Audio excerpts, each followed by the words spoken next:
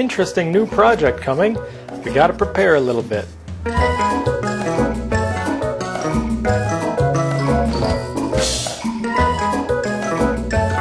So I was visited recently by Greg, the sword casting guy. You might have seen him on the channel How to Make Everything. He's had a couple of videos on there. He makes swords, casts them out of aluminum and bronze. He tours around giving workshops mostly to students, to young people on sword casting. And since kids like swords and molten metal, they're really interested. And then he kind of like sneaks in with a little bit of ninja history knowledge there. Not knowledge about ninjas, but like a sneaky move where he sneaks in information. You got to teach kids. It's tricky to make kids interested in learning stuff. And he does it. He dropped off this, which is one of the patterns that he uses, along with a couple other things like this. This is a khopesh, aluminum khopesh that he made. It's got a crack, kind of a bummer, but I can use it for a pattern. He's going to stop by pretty soon, and we're going to do a project that I've never done before. He's never done before. You'll see a video on it in 2 weeks, but until then, I have to prepare. Now, I've tried recently to improve surface finish as much as possible, and we're going to use this sword that he left, and a flask that he left, and my sand, and a different gating method, slightly evolved from what you've seen before, to try to push a little bit harder, improving surface finish as much as possible before our project. So here's a flask. This is one of his. It's very long. You tip it up. Traditionally, what he would do is stick the pattern in the thing, have a big hole in the top, and dump the metal in. That is historically accurate. It's how they did it, although they didn't use oil-bonded sand and all that junk. But I'm not going to do that. I'm going to try improving the surface finish on this. I'm going to cast a couple of these. First one will be in aluminum, and I'm going to compare it to this khopesh, which was cast by him using his sand and his gating, the big hole up in the top method. Now let's get a closer look. I'll show you what I mean. Now let's ignore the alloy. The color's a little different, so I suspect this one doesn't have a lot of silicone in it. I'm trying to avoid stuff like this. This is sand that got stuck. You know, as the metal's pouring down the hole, it's stirring up sand, and there's probably a lot of oxides in there. And the surface finish, there's that nasty crack. I don't anticipate a crack because I'm not doing a khopesh. The surface finish is not as bad as I would have expected for pouring it through the top, although what I'm going for is more of this. Remember, this is the sand rammer that I made. It's kind of hard to make out because it is currently covered in sand. But I got the 3D print lines. There's not so much. My neighbors are exploding things. Okay, so there's not so much on the porosity. Basically, I want this in our finished product in a couple weeks to be the bare minimum out of the sand quality instead of this. We're not going to be casting in aluminum. We're not going to be casting in bronze. We're going to be casting in silver. So if you got any tips on silver alloying or casting, please let me know. But we're going to use aluminum today because it's cheap. And I have this as a comparison to see, because you need a control to see if anything actually works. So I've rammed this half up, and I'm going to just shove it in. This is what he has his students do. I think I got to stand on it. Okay, there we go. So previously when I did a vertical casting, I think this one, I had the runner go down alongside and then kind of dead end off to the side and then go up. I have since stopped doing this because, as I mentioned before, the metal goes in and you get like a wave that hits that and bounces back, and you can end up washing a bunch of crap back up in your pattern. So I started using the spin trap, which is not within reach. I don't see it. But that's not a big deal. What the surge trap, spin trap thing does, the metal goes into a thing, and the spinning action traps it there as it fills up. I don't know how to do that on a vertical casting, so I'm going to do something more like this. I'm not going to use this one, obviously, but I'm going to run the metal down along the side, and instead of dead ending, I'm going to loop it back up around and up through a vent in the top. So the metal won't hit a wall and the wave won't get reflected. Instead, it'll just endlessly fill up this thing until whenever the metal freezes, then it stops. But at that point, it's going to be filling up in here already. So that's my plan. It's a slight change on the theories of the surge trap, and I need to make a new one of these. Much bigger one. That's why I got this. That's what it's going to look like. Metal will flow in here, go around, go up, and get frozen in the process somewhere. But while it's filling this up, it'll start going through this into the tip and slowly bubble up through the whole thing. I will vent this slightly, probably out the corner or whatever, but I'm not going to vent it that thoroughly. In my recent experience, You don't really need to vent. I didn't vent this thing like at all. This is a big, chunky, beefy amount of metal that had to displace a lot of air, and it's still vented on its own. So I'm not too worried about venting. This is the top flask. He's got a couple of locating pins, so it'll go in nice. It even has some clips to hold it in later when I'm doing the casting. But you know the drill. Ram the rest of it up. Now, if you've been around a long time, you know that I'm not a huge fan of the dumping metal through a big hole in the top. But let me tell you, things make a lot more sense, especially when you're talking about historical things. They make a lot more sense in context. So Greg, the sword casting guy, tries to teach about history. They did that historically. They dumped metal through a hole in the top. So in that context, that's exactly how you should be doing it. Now, why would they do that historically? Well, you got to think of a little more advanced what their technology is doing. They're not trying to make top quality castings. They're using stone molds for one, so the sand in the metal, that's not a problem. No sand, it's all rocks. Making a stone mold with this kind of elaborate gating system would be very labor intensive. It would take a lot of work. So that's a labor cost right there. Also, all these runners, those use up materials. So sure, you don't lose you can remelt stuff and all that, but it's not as ideal as not having to do that. It's a little easier to train people with the giant hole in the top.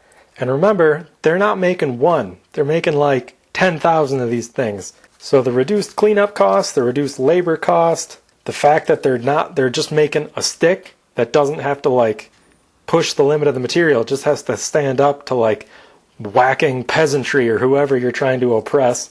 I mean, the method works, it's good enough, and if it wasn't, they wouldn't have done it for thousands of years. Makes a lot more sense in context, much the same way that the English longbow as a bow kinda isn't that great. There's a lot of lore and whatever around it, but really, for its draw weight, which is insane, it doesn't shoot very fast, and it doesn't have a lot of power under the curve compared to other bows. It's a myth that I had to get over myself in my own mind, reading a bunch of books on bow makings. Would recommend the Bowyer's Bible series, very good. So the English longbow, not a good bow, but it is also the perfect bow. It was very efficient use of materials. A tree's only so big and you can get more narrow staves out of it if you use the English longbow style. It was too long, but too long meant it was more reliable with such a heavy draw weight. Shooting heavier arrows kind of limits the problem, the low dry fire speed problem a little bit, although a different bow design, like the Mongol bow, something with a lot of recurve at a very high draw weight, way more power under the curve, so they would be much better for heavier arrows. But a Mongol bow takes forever to make, and an English longbow you can make like 6 in a day if you're really cooking. And if you have to make 5,000 of the things, then yeah, go with English longbow. You can make a lot more out of them with less material and less time. They're not going to break, and they'll still kill a guy just as dead. Explosions. So yes, nerds watching, English longbow is not a fantastic bow. Unless you're in a medieval army, then it's fantastic. It's not even the best longbow. It's not even the best longbow design in Europe. But entire context considered, it is about as good as you can get. How did we get on bows? That's a really old obsession of mine. We don't need to talk about that anymore. My point is, ignoring the fact that this was thousands of years ago and they didn't have flow analysis or anything for casting, they probably knew how to make nicer castings than this, than the pour through the top method. But in context, I just pour through the top.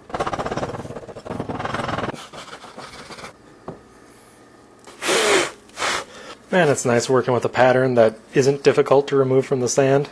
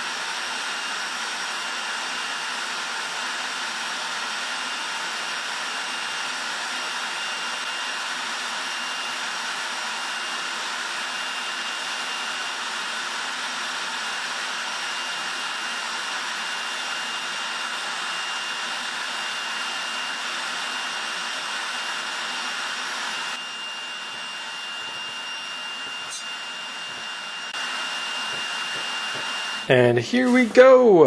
As with every experiment, I am not confident at all that this went well. Nothing happened that made me question it. It's just, this is a really thin runner, and I'm asking it to go a very long distance before it even starts filling the very thin part. So I might be asking too much. And we'll find out. I'm more confident with that other flask, the smaller one you saw me pour, that you didn't see me ram, because that's just another sand rammer. You know, that didn't change much. Whew, this is still toasty warm. Fingers crossed, not confident at all. Still might be a little toasty, but we'll crack it open just to... Oh, we can't just crack it open, because it's got alignment pins. Boop! Oh, look at that! Forget what I said about not being confident. But I wasn't confident. Oh, I got a little spillage there. Huh. It made it up this far before it froze. Not bad, but it did fill the whole sword. Ooh, I got a little more flashing here than I'm used to seeing. Looks like it's just paper thin, though.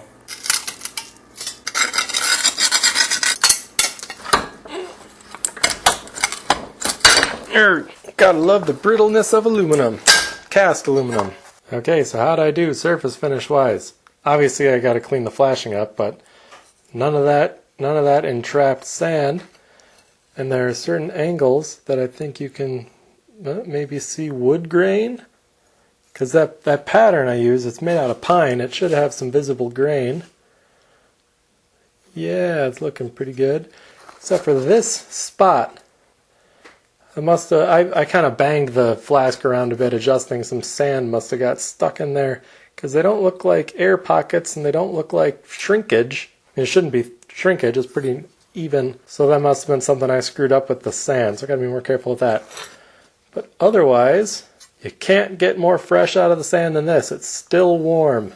Pretty nice. I'm gonna clean off the flashing and then see how it looks.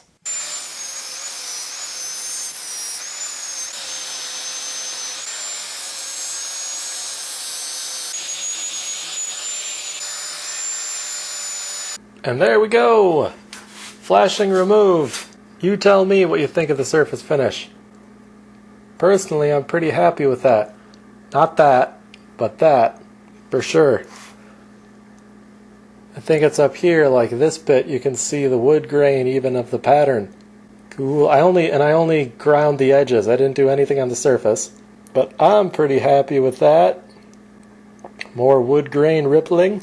Man, that really bugs me right there, though. And no, I'm not going to sharpen it. This isn't a real weapon. Cast aluminum is a really bad metal for anything you're actually going to wax up with. It's very brittle. And for those of you in the comments who are definitely going to say, swords are forged, not cast, no aluminum swords are good, period. Bronze was cast. Yes, you can forge bronze, but you cast them. They are cast. So shut up. Do your Googling on Bronze Age technology. You cast bronze. Sometimes forge, yes, but cast. You cast it. You don't just forge stuff. Okay? Rant over.